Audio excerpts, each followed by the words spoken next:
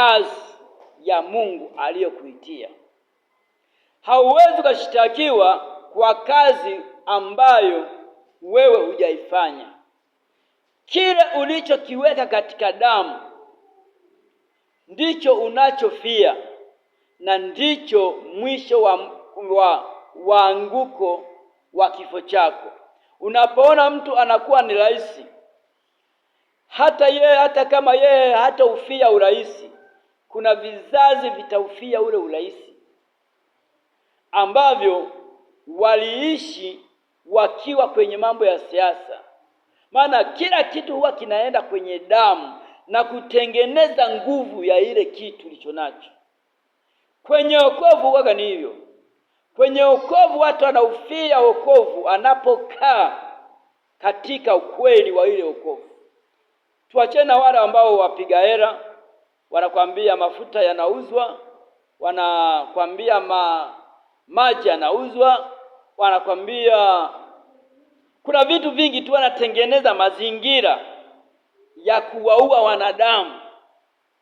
Ana mwanadamu anakubali kuualiwa, tayari anashawishika moja kwa moja, na yeye anaenda kuishi katika kifo cha mtu aliyetaji amuue.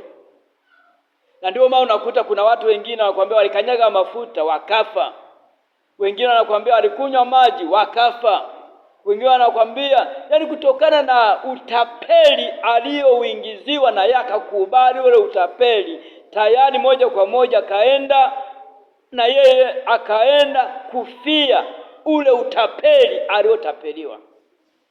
Sasa na anatambua aliyewatapeli, anguko lake litakuwa wapi? Nafsi yake inamsuta kwamba nimeua pasipo kukusudia, kwa kuwaeleza waje wakanyage mafuta, wakakanyaga kwamba ndio imani.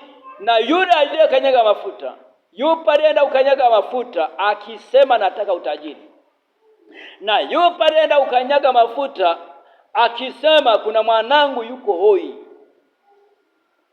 Matatizo yapo mengi.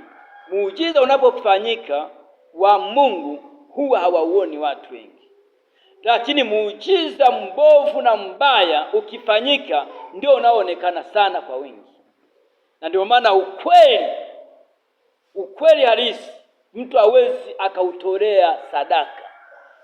Uongo yuko tayari kuuza hata ghorofa 20, aenda akatolee ule uongo, aishi katika uongo ule. Mungu ndio huaga naumia kwa namna hiyo.